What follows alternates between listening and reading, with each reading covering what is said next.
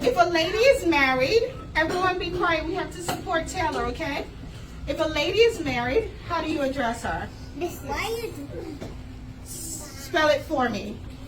M-R-S. Mrs. And what's at the end of that S? S. What is at the end? Dot.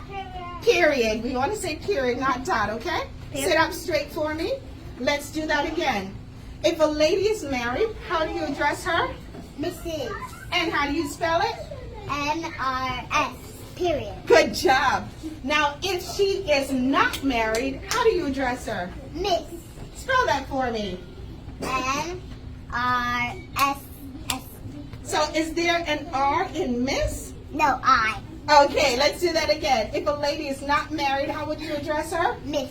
How do you spell that? M-I-S-S. No period at the end. Good I job. did not say period. I know you didn't say period. Good